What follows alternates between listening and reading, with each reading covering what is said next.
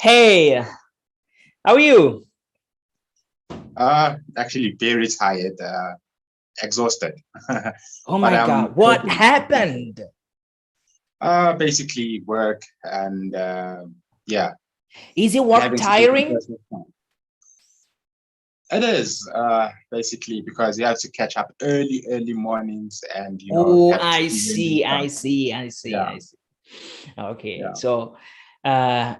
so let me give you a small tip first. Okay, and then we will delve into this our today's talk. So, um, my friendly suggestion is, you know, if you don't love your job, don't do it. Now, there is also one more suggestion is that is sometimes we need to, do the job that we don't love. In that case, find something that allows you to love that job more. Okay. So now I think our audience are, eager to learn to listen to today's topic, which is rewiring the habits, rewiring the old program, which actually we started earlier. So Makaye, so I just would love to ask you, if there is any incident that happened in your life which you think is because of your, unconscious program. yeah. There are a lot of things, that has happened to my personal life. As in like from the time I was really an infant, I really struggled a lot from asthmatic problems and things like that. And unconsciously, that does a certain programming on its own that plays an effect in a later stage in life. And also having to encounter fate in life. You talk about family challenges, you talk about challenges that you face at school when you're a kid, friendship losses and gains and all those things plays a major role in our programming and how we get to open up to ourselves, to people, basically. So there are a whole lot of factors. You talk about the extremes of depression. I know that, for example, it changed my entire life because having to experience hallucinating, seeing things in people, hearing voices, people that are not there. But basically, I picked up that these voices were actually my conscience actually speaking to me when having later to go through psychological studies, you understand? So that alone changes your whole perception on how you see the whole entire world and how you approach people as people. Because basically, it tells you that what is basically sometimes is not really what is, but what is what should be, basically.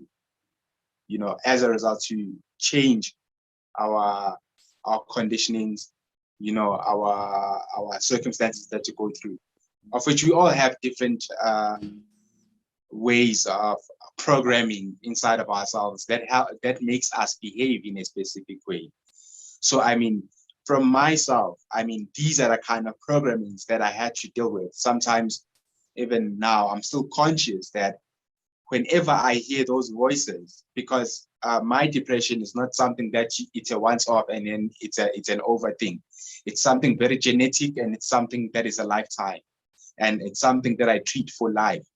So I am aware of myself when I feel, because it's mood swings that I struggle with. So I'm aware of my body when I'm like down and I have to listen to myself at that moment. I'm aware of myself when I rise up as well. So I don't know, basically, if a person were to deal with a person like that and having to deal with certain circumstances that are really unpleasant, how do you really rewire the unconscious programming? Yes. Okay. So, uh, first of all, it's difficult. We cannot ignore that. It's difficult to go through painful situations. It's difficult to go through suffering. It's difficult to be alone, and it's difficult to having no one by our side to support us. It's all difficult, and each of these experiences, they're not really pleasant. They leave us, with no options but to just retreat from life, having no options at all. But the truth is, like every coin has two sides. Our life too has both sides. It has a sides of pain. It has a sides of richness, wealth. It has the sides of happiness. It has the sides of joy, peace. It has the sides of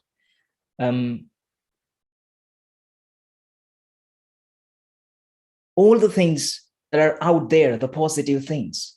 So uh, the thing is, once we take our focus away from the painful situations that are happening around us, which requires practice, once we take our attention from there, and again, which is a difficult task, which is not a very simple task.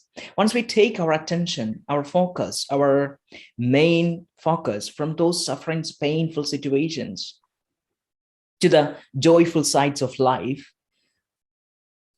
we can explore the possibilities that life offers us.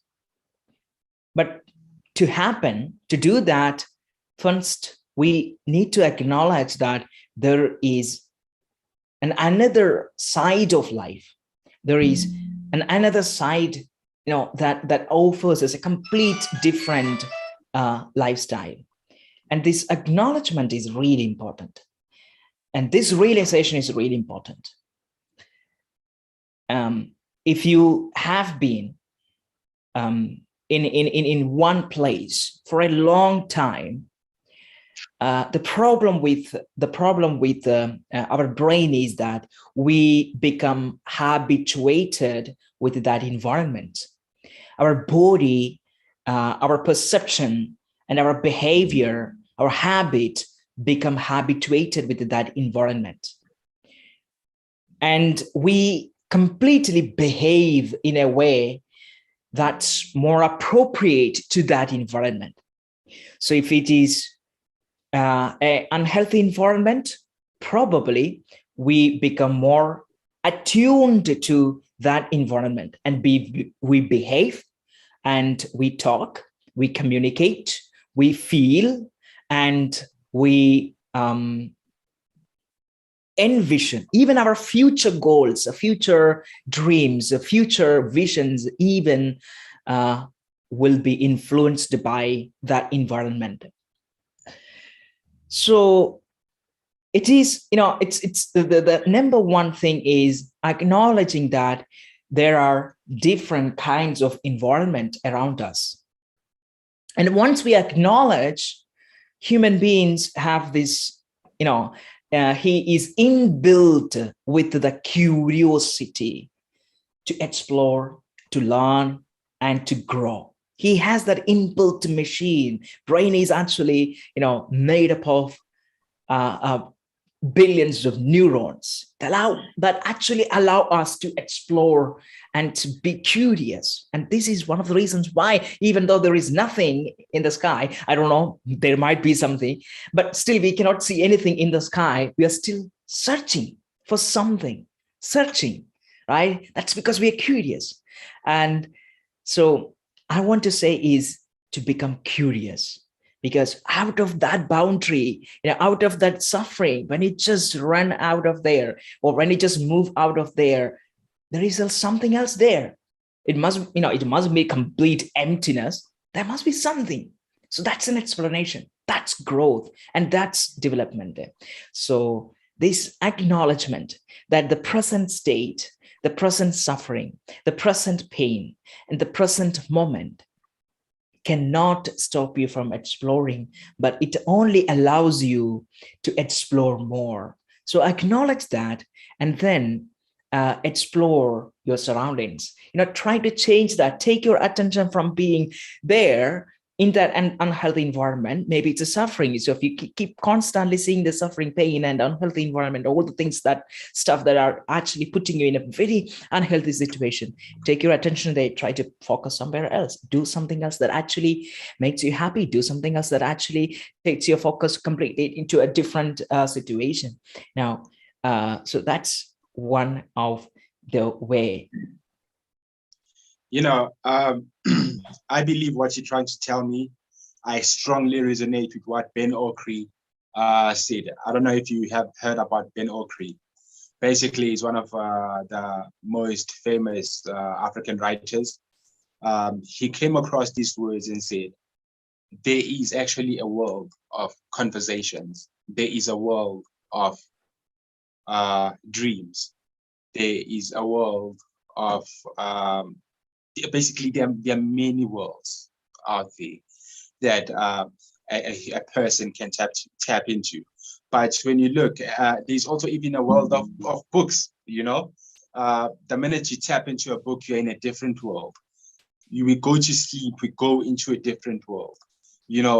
And sometimes there are certain things that, because of life struggle that people can go through, you find out that they have no energy to live in the real world that we live in right now, but are willing to be in their world of their dreams, because when they're in the world of their dreams, it's much more better than when they are alive. You understand?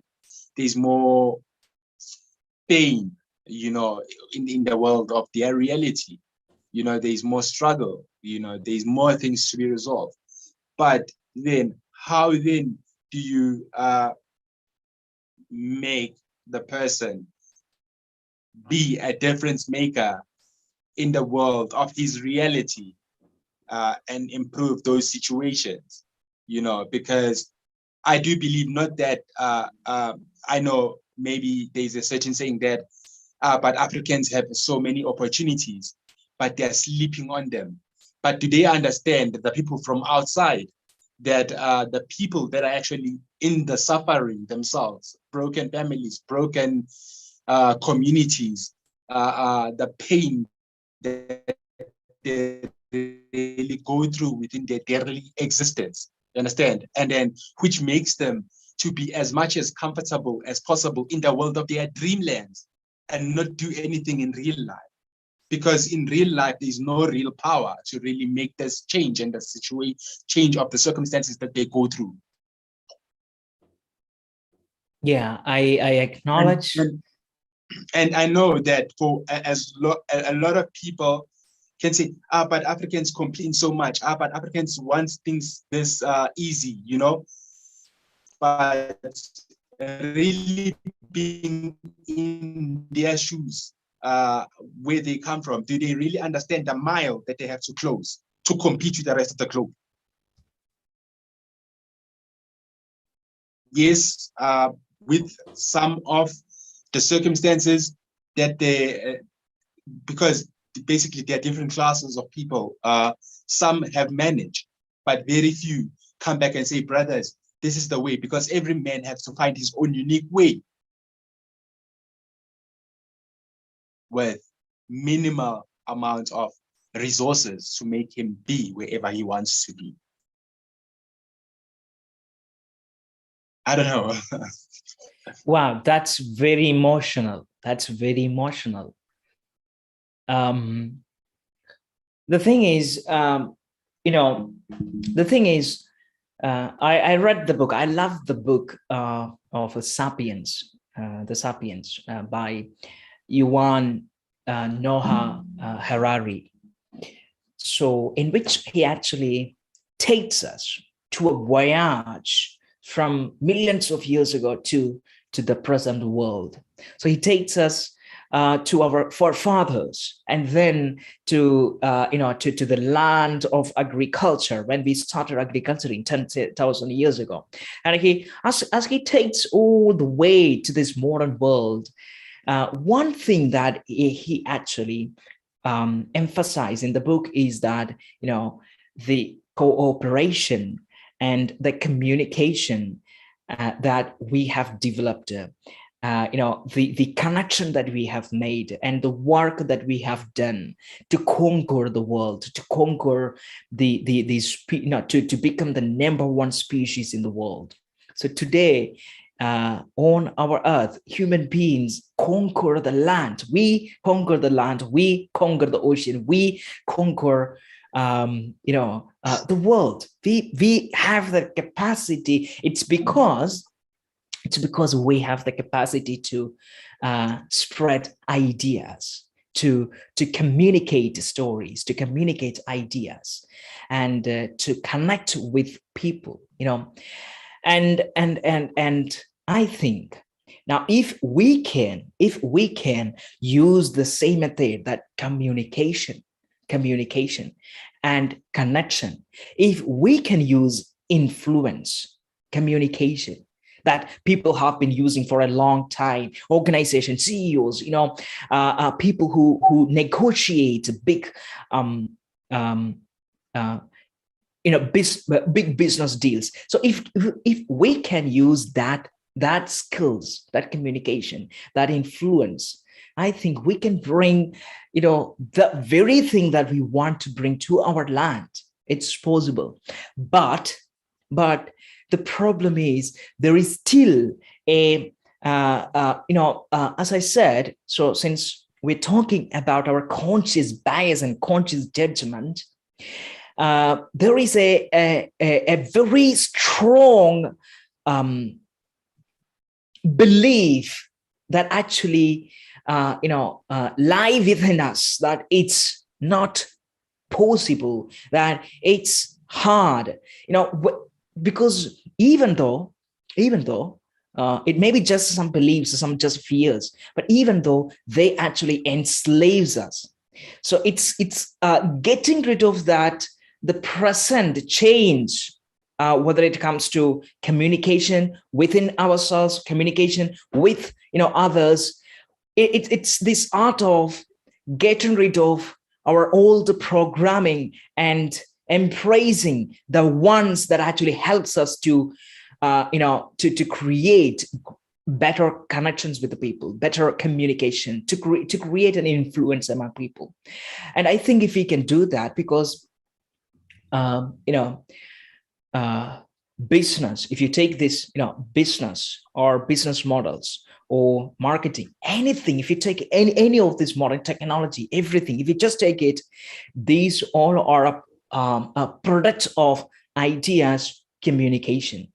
Let's start with that, ideas and communication. And the thing is, when we start to change how we communicate ourselves and how we communicate others and how we create impact, because every time you talk to your neighbor, every time you talk to your people, every time you talk to, whether it's your children, your spouse, your community members, you leave an impact, an influence there. It could be either positive or negative. And now you build on that influence. But if it is biased, if it is based on your preconceived notion, the problem is often we don't get the results what we expect to get. We get the results what we give. You get what we give.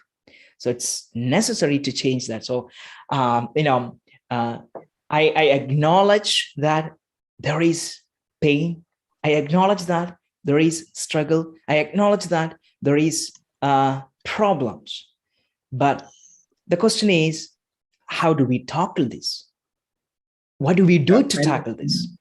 And Surgeon, for me, I heard you even today and yesterday in our conversation, what stands out for me is that it's not even about the human instincts as such, the instinctual programming of people that needs to be rewired most often. Because if you tend to look at the basic human instinct, you look at the basic human needs, such as food, shelter, you know, it goes on and on, the hierarchy, Maslow hierarchy of needs, you know, basically. We some of these things we are there, you know, because I mean, if you talk about them, people are able to even have sex whenever they want to. It's one of the most fundamental human needs that people would crave for, you know. But now, one thing that sticks out to me is that it's not about the instincts at all. That today's crises are not about human instincts or the biological or whatsoever programming. Strictly focused on the spiritual, you know. That's where in our unconscious programming we need to be rewired and find to connect, because deep within the spirit, that's where we discover our purpose. That's where we discover what is it that we are here for on earth. If that alone is frustrated, I can tell you now, depression, chronic depression is an inevitable part of human existence. You know, people are there in hospitals, not because they are mad or whatsoever, but they are neurotic. The spiritual is blocked. Whatever that they're trying to achieve is unable to be realized. As a result, they go and crash there in the hospitals as if they are mad people, and they are not mad. Their spirit is really frustrated and blocked. They come back and be complacent within the communities. They are not being used. They're not being seen as resources that can make a difference in their communities. And they are treated as minors. And the spirit seeks to stand out and be realized that this is the change that it can make. This is its contribution to the world.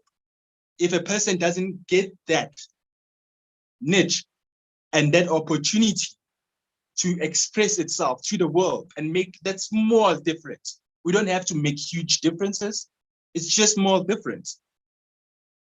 And then you feel human as a person, that I've done 1, 2, 3 to another. I've been able to transcend myself to from something to someone else. You see, that's what I feel like the world is in cry for. Our biological, our instinctual, all those are projected. Most of us, majority of us, have shelters. Majority of us are able to go to bed at least with 1 meal a day or 2 meals a day, you know. If you are fortunate, you have 3 meals a day, you know. But that part alone is not an issue. What I can tell you is, as the human spirit, when it's crying for something, it does not care how it appears, because it seeks to be realized. So I think many organizations will make a huge difference if ever they can focus on the human spirit.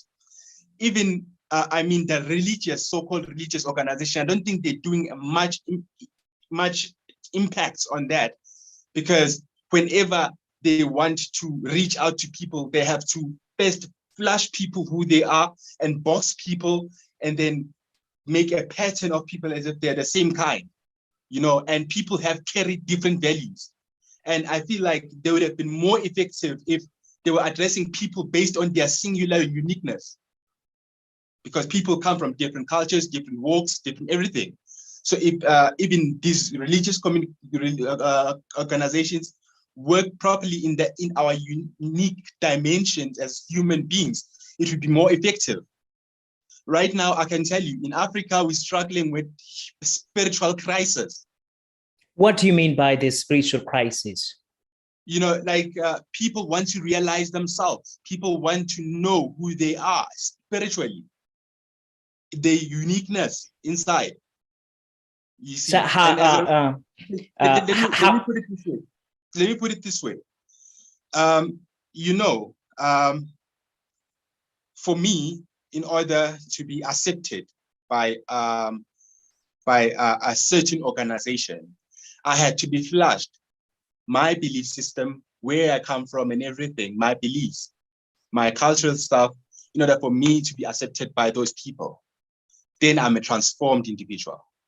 Today, I feel like what we're trying to narrow into is that we work with people from where they are, and we evolve people right from where they are, with their uniqueness, with their sense of pride and self-esteem.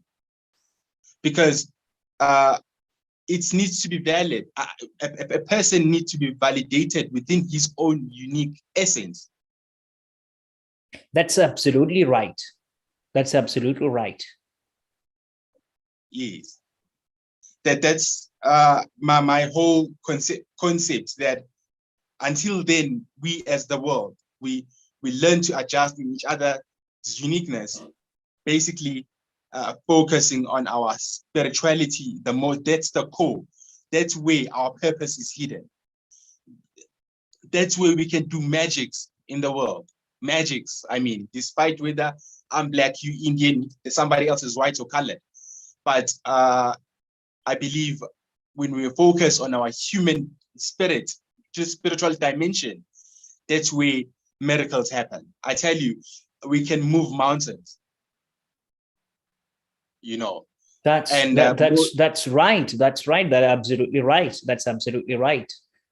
yes, yes. And I feel like so the problem is, for many people, the spiritual side is completely different. So for a person who lives in India, the spiritual side is different. A person who lives in China, their spirituality is different. And so people from Japan or West Indian, so it's kind of the spirituality. So if you were to I'd love to, since you take on that subject, spirituality, just would love to ask you this: what do you think the spirituality is? What is it? First of all, we are physical, somatic, the body, and inside the body, we are the spirit. In that, I don't mean in terms of like religious connotation whatsoever. I don't talk about religious whatnot. It happened that I delved into about religious what, but that was not my intention. When you talk about spirituality, we all of us are spirit within the body. So so how do I recognize that there is a spirituality in me if I cannot see it? Is there any ways that I can recognize this? Is there any way that I can listen to my spirituality, spiritual side? That is why I said both the instinctual and the spiritual are both unconscious. But how do you hear the spirit? You hear it through its values, its unique set of values. And that is what is pointing us to the next journey or the next mile that you need to travel as people.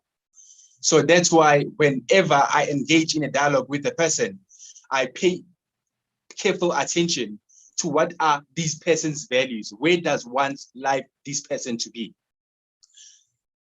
With people who are going through emotional stuff, crises, people who are just wanting to find themselves and their purpose, I listen and work with what they value the most.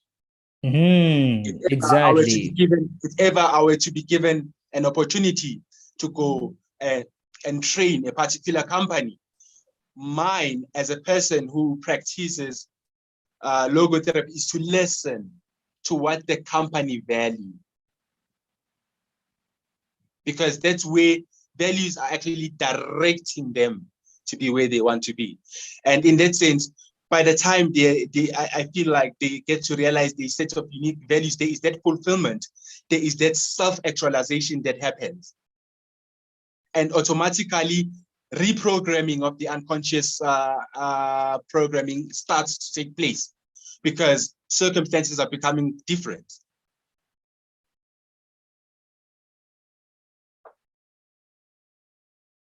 Yeah, so I don't know. Yeah, you're absolutely right. Values matter. So, I just wanted to, because, there are many kinds of people maybe who are listening to us, and they may have a big, some of them are agnostic, some of them are atheist, some of them are theists, some of them just, don't believe in any other stuff, right? So for some people, when they hear, when they listen to the spirituality means, they might, okay, this is some kind of stuff, like, again, that, the stuff that, religion. But I don't really say that, religion is a bad. Actually, religion has, Exactly. it is a beautiful community. And in Yes. fact, I belong to a religion, and I go there. I take, pride in being with that community. So having that, it Yes. doesn't mean that, because that's where this connection happens. That's where people come together for a common purpose. Yet, what is their common purpose? To love and to be loved, and, to help one Yes. another, and to deal, to progress Yes. together. That's what this all about. This, creating all the communities. And, so since you began to talk, I'm just curious if you could, tell our audience what this spirituality means, in a way, what you meant when you started saying. Basically, it's just simple. We are spiritual beings. Whether you believe in something, you are belong to a religious movement, whatever that you believe in. At the end of the day, we are spiritual beings. To to be in a to be Now, a person that what do you mean by, at the end of the day, you are a spiritual being? What do you mean by that? no, what I mean is that by we are self-transcendental human beings. You know, we are self-transcendent by nature. And that tells us that in the core of our essence, we are spiritual beings. Despite whether you're religious or not, at the end, we spiritual beings. And I'm saying this without a religious connotation, you see. And whenever I have an encounter with a human being, I know I'm encountering a spirit within a body. And each and every time I engage myself Now, in can I ask you a question?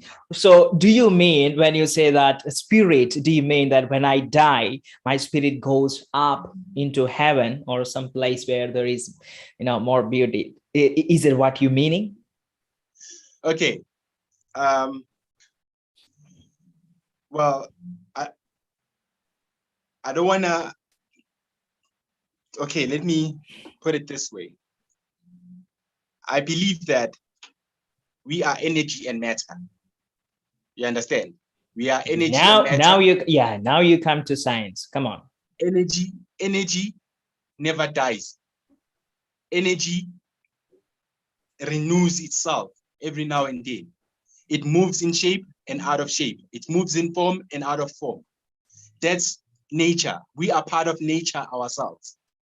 You understand? So that energy that is within us will one day, move out of form and move in form again. That's my belief. That's wonderful. That's wonderful. That's wonderful. Okay, so, so you say that, so we have this energy, the spirit, whatever that makes us, whatever that, gives us that energy, that, and which is to be valued, right? That is which is to Yes, be highlighted, right? So, yeah, so you're saying that this our values, like love, kindness, peace, cooperation, and sacrifice. These are some of the qualities or values that actually, comes from this spiritual side. Is that what you mean? exactly. Yeah, There are exactly. there are eternalized values. Like love is an eternal value. Compassion is an eternal value.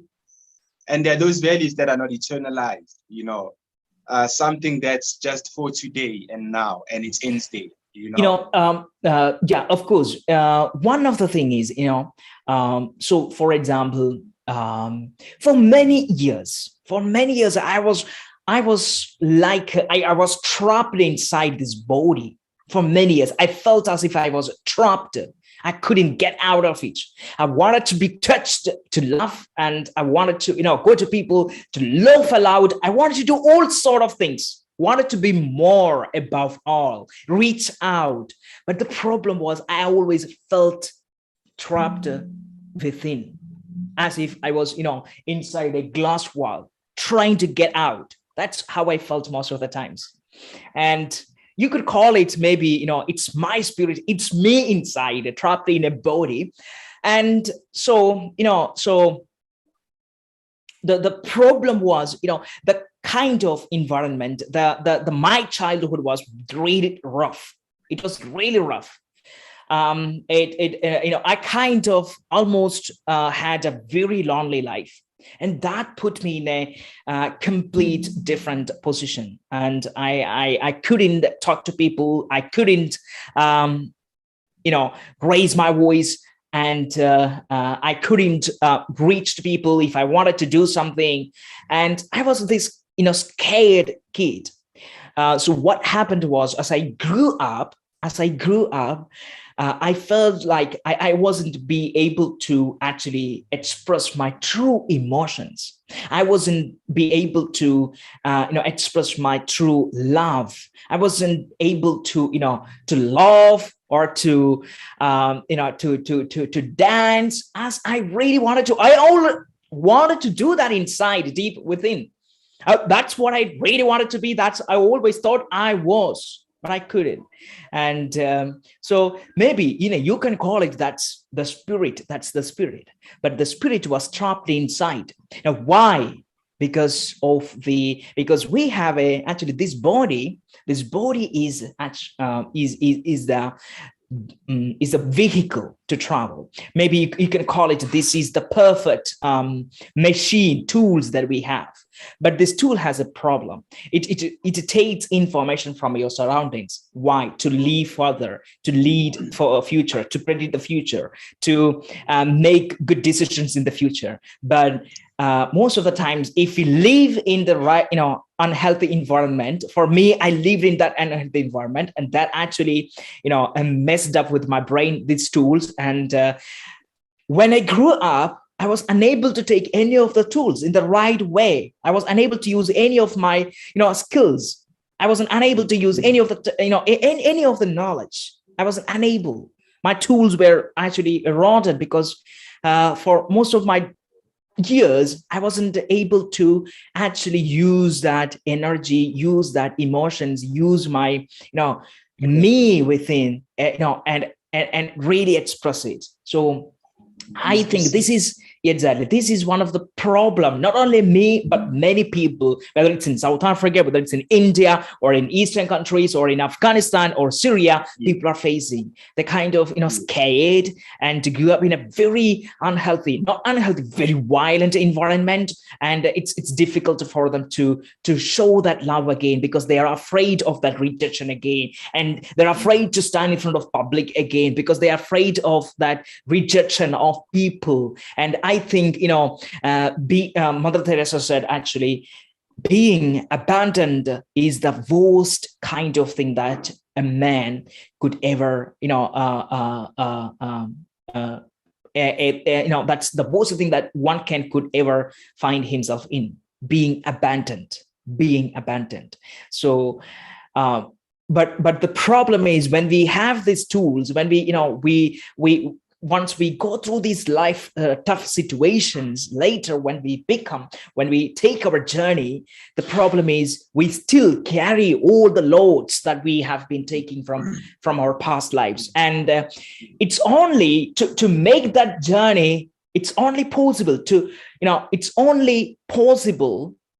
once we unload those carriages, unload those heavy burdens, unload those heavy loads that we've been carrying. And if we can do that, I think that's the freedom, that's the journey to liberation.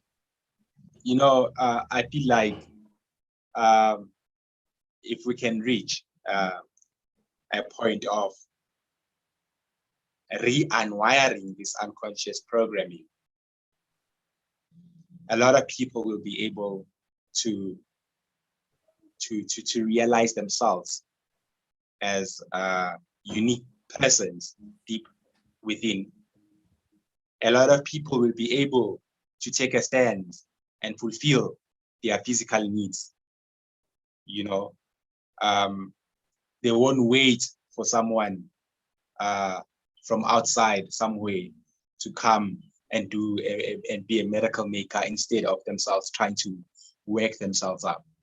You know, and I believe that through unconscious programming, we need each other as human beings, you know, for support, for words like this, such as wisdom, to inspire us while we're busy working ourselves. Yes, we understand that not every day seems to be easy to cope with and bear with in life, but we need to take every single step at one step at a time, basically, you know, easy, in as much as it's difficult sometimes with life. And we're dealing with different conditions in our physical bodies. So unconscious programming is very important, makes us to realize our unique set of values. I feel that it's important. I don't know, we want to end something in concluding. Yeah. So what I want to end with is, you know, it's also not really easy job to unload all those painful experiences and memories. They stay with us. But what we can do is to, you know, slowly we can start to accept that there is a better life out there and that hope for that better life, and then slowly walk toward it. At the same time, accepting all those painful experiences, because you cannot just erase it from your life. Yeah. But you can let it go. It's there. You acknowledge it. You accept it. But you can, you know, you can just let it go. You don't need to cling to it. You can let it go. It's there. It happened. It's okay. It's fine. But I'm walking ahead. And with that,